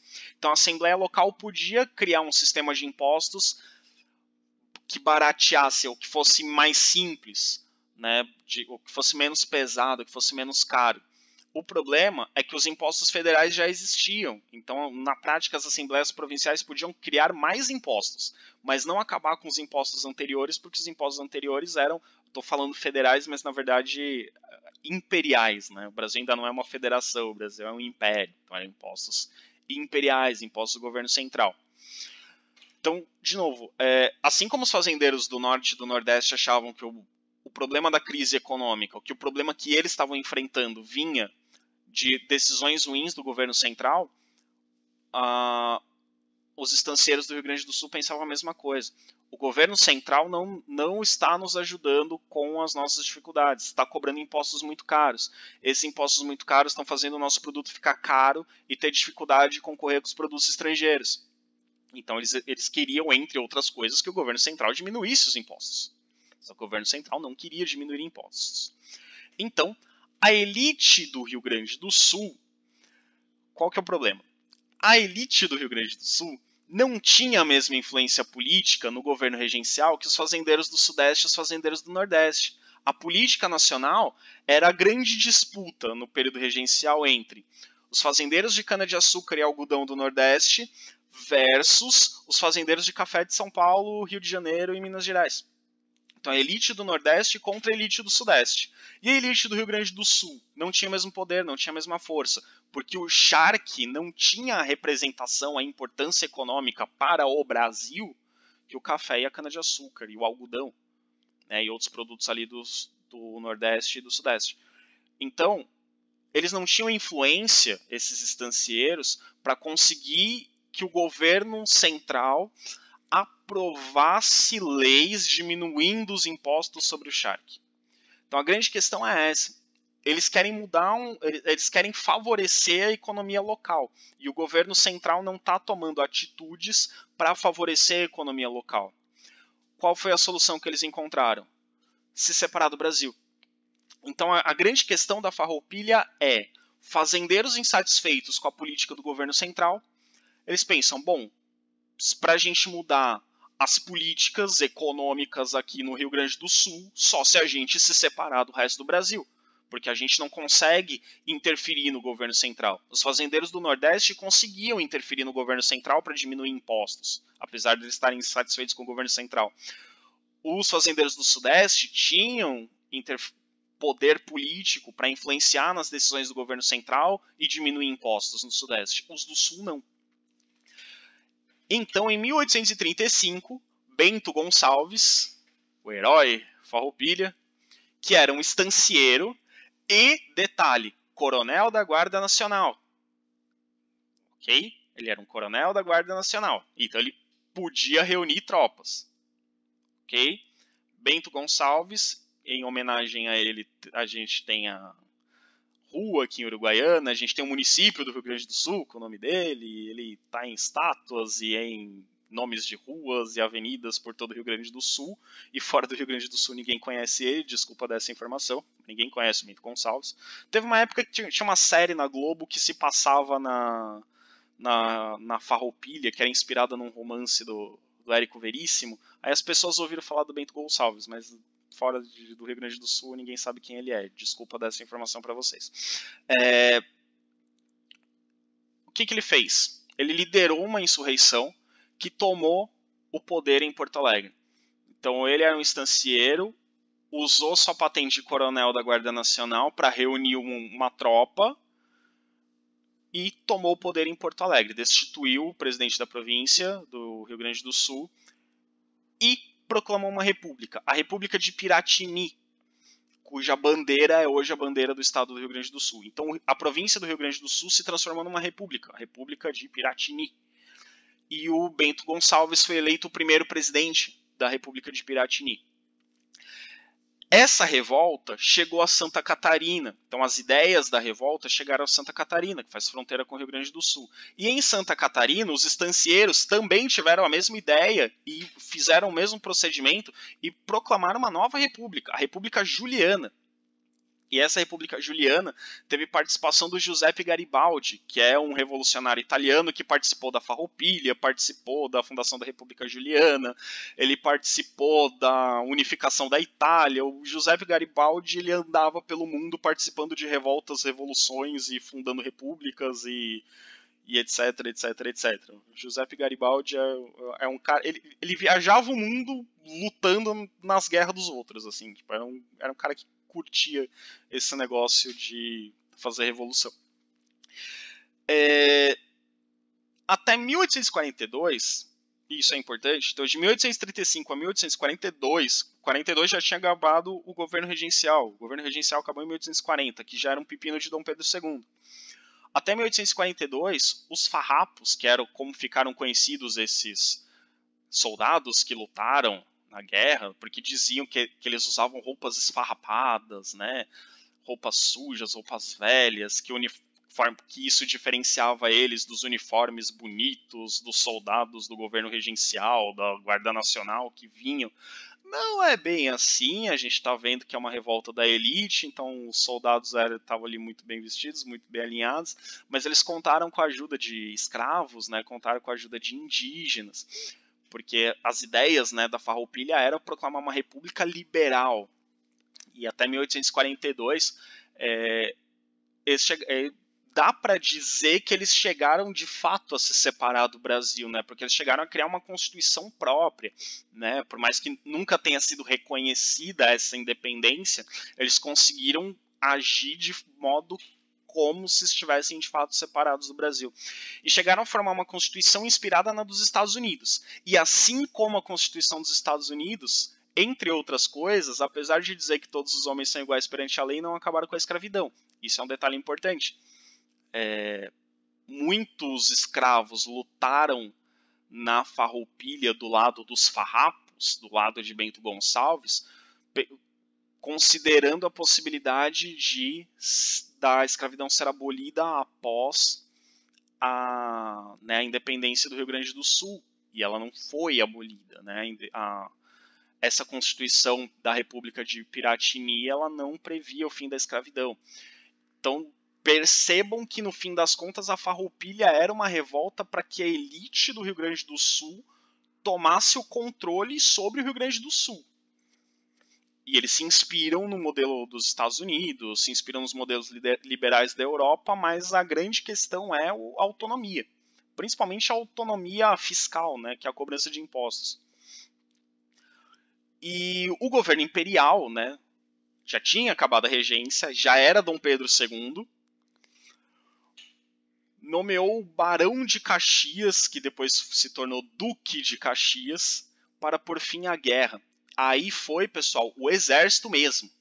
E aqui faltou um R aqui no por, mas tudo bem. Aí é exército. O Barão de Caxias, né, que depois vai ser um herói na Guerra do Paraguai, né, o Duque, que depois vai ser Duque de Caxias, né, vai receber um título de nobreza ainda maior. Ele foi nomeado por Dom Pedro II para acabar com a Farroupilha. Falou, vai lá, acaba com essa palhaçada que eu não vou ser igual ao meu pai que perdeu a Cisplatina. Meu pai perdeu a Cisplatina, eu perco o Rio Grande do Sul, o próximo vai perder Santa Catarina, daqui a pouco não vai ter mais Brasil. Então, vai lá, acaba com essa palhaçada. E o Duque de Caxias, que é considerado um herói nacional, patrono do exército brasileiro, foi quem liderou as tropas que finalmente puseram fim a Revolução Farroupilha, a Revolta Farroupilha, a Guerra dos Farrapos, que durou 10 anos. Então, só em 1845, os farrapos, né, os revoltosos, se reintegraram ao Império. Então eles foram derrotados pelo Duque de Caxias e conseguiram se reintegrar ao Império, mas conseguiram uma negociação. Então aconteceu a mesma coisa com Santa Catarina. Santa Catarina foi um pouquinho antes. A República Juliana não durou tanto tempo quanto a República de Piratini, mas o Rio Grande do Sul e Santa Catarina foram reintegrados ao Império mediante condições. Entre elas, a principal, a diminuição do imposto sobre o charque, que era a principal reivindicação deles. Então foi uma revolta que durou 10 anos, eles chegaram a se separar do Brasil, proclamar a independência, proclamar uma república, e a grande questão era diminuir os impostos. Então precisou de toda essa bagunça da Revolução Farroupilha para o governo central falar: tudo bem, vamos diminuir os impostos lá no Rio Grande do Sul. Além dos impostos, claro, não foi só isso. Eles conseguiram maior autonomia, conseguiram que o imperador escolhesse um presidente para a província mais alinhado com o que esses estancieiros pensavam. Os estancieiros passaram a ter um pouco mais de presença política, um pouco mais de participação, né? Tiveram maior. Os coronéis da Guarda Nacional do Rio Grande do Sul passaram a ter um pouco mais de participação, né?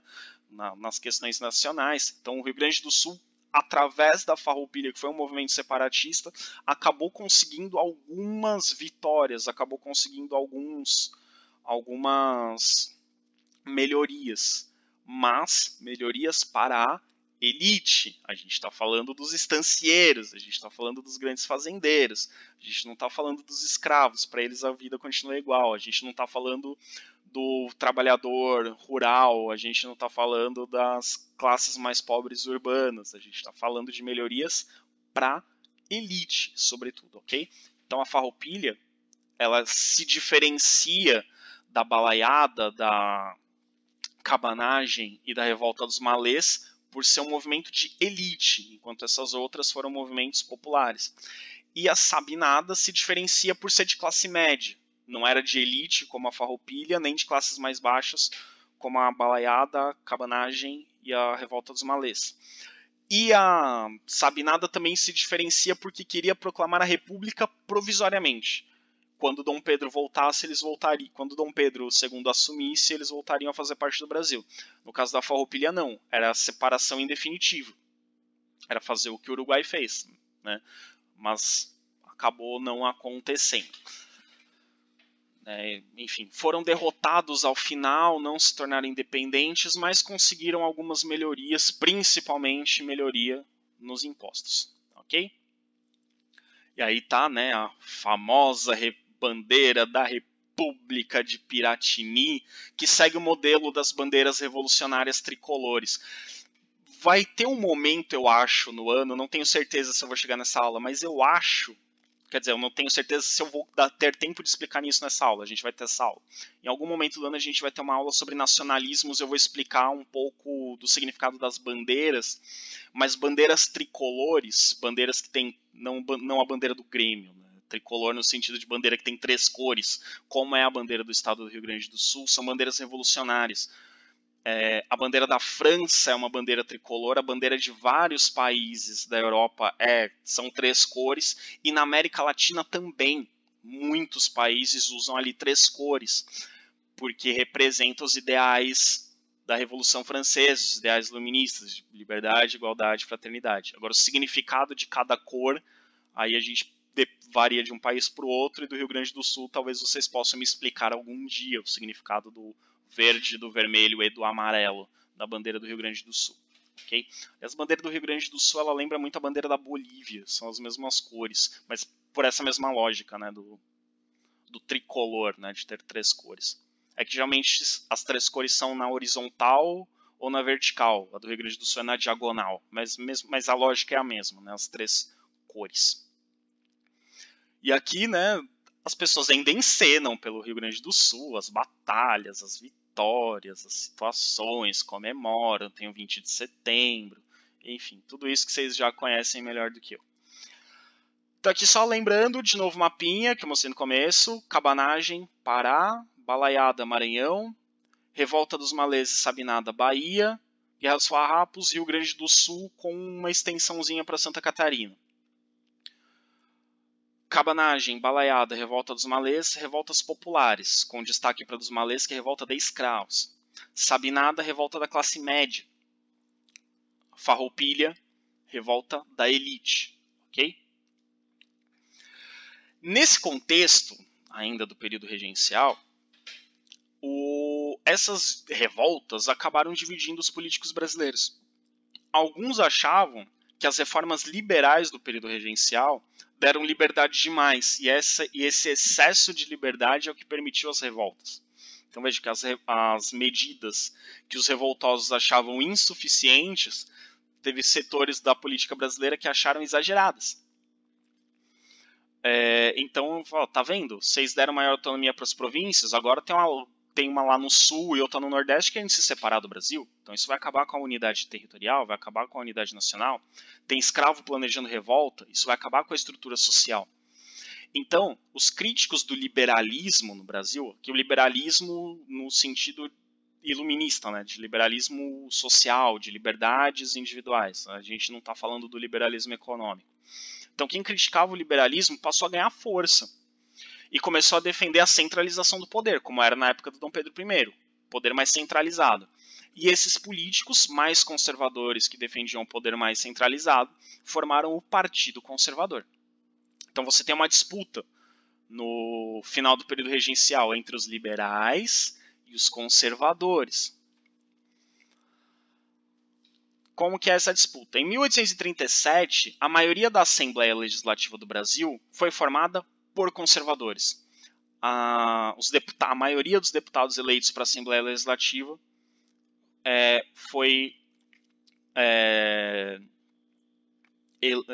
a maioria dos deputados era de deputados conservadores. E o regente escolhido nesse período também era conservador. Então, o governo regencial começou a adotar medidas mais centralizadoras, diminuir as liberdades, a autonomia das províncias, centralizar mais as decisões no governo regencial. Os políticos que não concordavam com os conservadores formaram então um partido liberal. Então, a política no Brasil, de um modo geral, é liberal no período regencial. Um grupo forma um partido conservador, toma o poder. Em resposta, os políticos de ideias liberais formam um partido liberal. E esses dois partidos vão ser os dois partidos que vão se alternar no poder durante o segundo reinado. A gente vai falar bastante deles quando falar de Dom Pedro II. No fim das contas, pessoal, a grande diferença entre os conservadores e os liberais é que os conservadores querem centralizar o poder, os liberais querem descentralizar o poder, querem dar maior autonomia para as províncias. Mas na prática era todo mundo farinha do mesmo saco. Tanto conservadores quanto liberais eram grandes proprietários de terra defendendo seus próprios interesses. Quando você tinha um proprietário de terra que, para ele, era melhor o governo provincial ser mais forte, ele era liberal. Isso acontecia no Rio Grande do Sul, eles eram mais liberais, em São Paulo, eles eram mais liberais. Quando o governo central, quando o fazendeiro acha que o governo central o favorece mais, ele é do Partido Conservador. Isso acontece muito no Nordeste, no período regencial. Então, você não é liberal ou conservador por um ideal, ou por uma ideologia, ou por um programa político. Você é liberal ou conservador porque é melhor para você, enquanto fazendeiro, ter um governo liberal ou ter um governo conservador. Então é muito mais a questão individual, né, da elite, do que propriamente um programa de governo. Aí, em 1840... os políticos brasileiros perceberam que essa ideia de regência não estava dando muito certo. Porque, como eu disse para vocês, dos 9 anos do período regencial, 6 anos, de 1835 a 1841, foi basicamente gerenciamento de revolta. Só tinha revolta no Brasil, não tinha mais nada, era só revolta. E aí, os conservadores, tendo essas revoltas como mote, né, como motivo, começaram a adotar medidas mais centralizadoras, o que ia contra as ideias liberais. O que os liberais pensaram? A gente precisa tirar os conservadores do poder, só que a gente está sem credibilidade porque enquanto a gente governou, teve revolta para todo lado. Então os liberais tiveram a seguinte ideia: e se Dom Pedro de Alcântara virasse imperador? Porque ninguém respeita o governo regencial. Não importa se é os liberais, não importa se é os conservadores. Os conservadores entraram no poder em 1837 e as revoltas continuaram. A farroupilha foi até 1845, por exemplo. Se a gente colocasse Dom Pedro todo mundo vai respeitar. A Sabinada, por exemplo, disse, ó, a gente vai parar com a revolta quando Dom Pedro voltar. De repente, a gente colocando Dom Pedro, param as revoltas. E se nós liberais apoiarmos Dom Pedro vai ser um político, vai ser um governante liberal. Então o que os liberais propuseram? A campanha da maioridade. Vamos criar uma lei que torna Dom Pedro maior de idade. Nesse momento, Dom Pedro tinha de 14 para 15 anos de idade. Vamos criar uma lei para que Dom Pedro seja imperador. Para que ele se torne maior de idade agora já, com 14 anos, já é maior de idade. O povão achou legal, porque ninguém reconhecia esses regentes como governantes legítimos. Estou estourando o tempo de novo, como sempre. Enfim, não vou mais prometer que eu vou tentar diminuir o tempo das aulas. Vai sobrar mesmo, não tem o que fazer. Vai ficar mais. O que esses governantes fizeram? Esses políticos liberais fizeram essa campanha da maioridade. O povo achou legal a ideia. Vamos dizer que Dom Pedro é maior de idade. Seria basicamente um golpe para antecipar o retorno de para antecipar que Dom Pedro II assumisse o governo. Eles, entre aspas, iam falsificar os documentos dele para ele virar maior de idade. Enfim, mas com todo mundo sabendo. Seria um grande acordo. Olha, a partir de agora ele é maior de idade. E todo mundo acha legal. O que eles pensaram? Né? A gente coloca Dom Pedro II e a gente dá apoio para que ele tome medidas liberais. Os conservadores não queriam que isso acontecesse. Mas eles não puderam virar e falar assim, não, nós não queremos que Dom Pedro II seja coroado. Porque se eles falassem isso, o povo ia achar que eles eram contra o imperador. Então eles não podiam falar, senão eles iam perder apoio popular. Mas eles tentaram, sempre que os liberais tentaram colocar essa pauta nas discussões da Assembleia Nacional, né, do Congresso, que hoje a gente chama de Congresso, né, da Assembleia Nacional, eles davam um jeito de não ter as reuniões da Assembleia. Mas mesmo assim, os liberais foram para cima.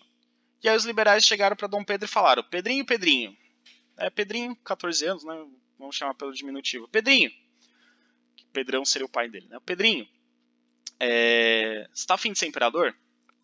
Aí o Pedrinho falou, eu tô. Nasci pra isso, fui preparado pra isso, tô sendo educado pra isso, tô afim de ser imperador. Beleza, então a gente vai te coroar imperador, mas eu sou menor de idade, não é mais. Então eles perguntaram pro Dom Pedro de Alcântara, você quer ser imperador? Você quer ser coroado? Quer assumir o governo agora? Então imaginem, ele é mais novo do que vocês que estão no terceiro ano do ensino médio. Ele é mais novo que vocês. Então imaginem vocês quando vocês estavam no 9º ano do ensino fundamental. Chega alguém para você e fala, você quer ser imperador do Brasil? Foi essa situação que Dom Pedro de Alcântara passou. Perguntaram para ele se ele queria ser imperador. Ele falou, só quero, vamos lá. Quando ele respondeu que sim, decidiram que era o momento de coroá-lo. Então o Congresso, a Assembleia Nacional, aprovou a maioridade de Dom Pedro, e Dom Pedro foi coroado imperador do Brasil. Finalmente, pela primeira vez na história do Brasil, o Brasil tem um governante considerado legítimo, porque os regentes não eram considerados legítimos. Pela primeira vez o Brasil tem um governante legítimo e brasileiro. Porque antes ou era legítimo, que era Dom Pedro I, ou era brasileiro, que eram os regentes. Legítimo e brasileiro, Dom Pedro II foi o primeiro. Ficou bem estranho falar Dom Pedro II foi o primeiro.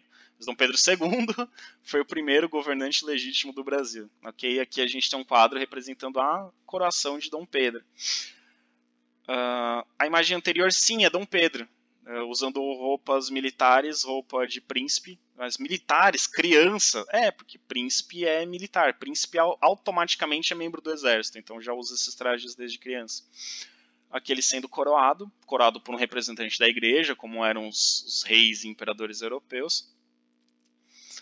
E aí Dom Pedro II escolhe para ser seus ministros. Perceba que assim, ele ainda não está governando de verdade, mas ele escolhe para ser seus ministros políticos liberais.